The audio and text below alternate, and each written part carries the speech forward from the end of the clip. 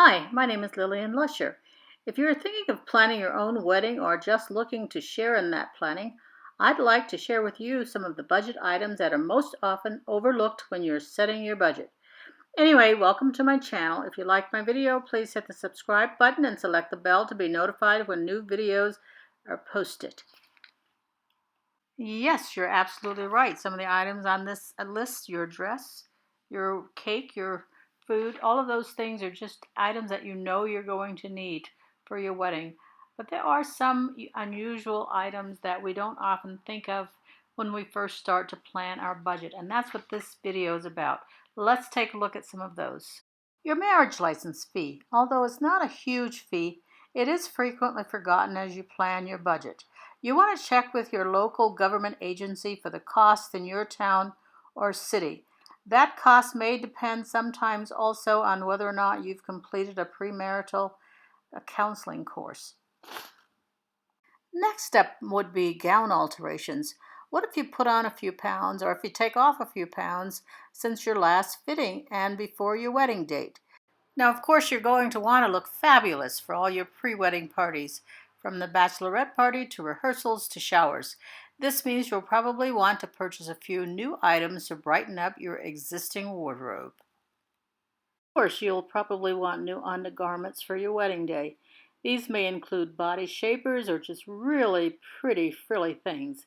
Don't forget to include the cost of shoes, flowers, or hair jewelry along with earrings, necklaces, and bracelets. Your something new could fit here. Immunizations are suggested for some places in which you travel. These shots can be costly and may add quite a bit to your budget.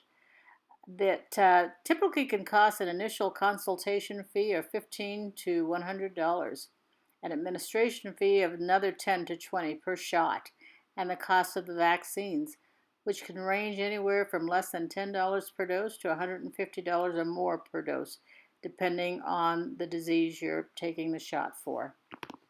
Passports can take 6 to 8 weeks to receive, and new adult passports can cost approximately $145, or do cost $145.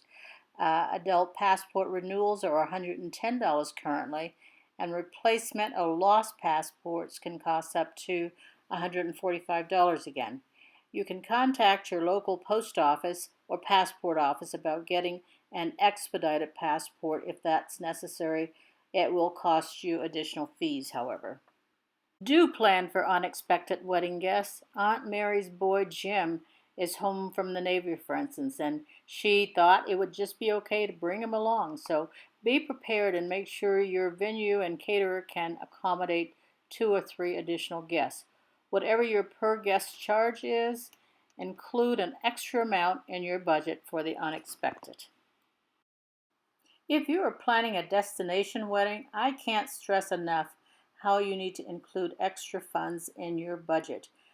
These things always tend to be more expensive than we think initially. In addition to your travel and hotel expense yourself, destination weddings entail working with on-site hotel planners or venue planners. You should also consider at this point if you'll be paying for any guests or their expenses, and these should be considered when you're planning your budget.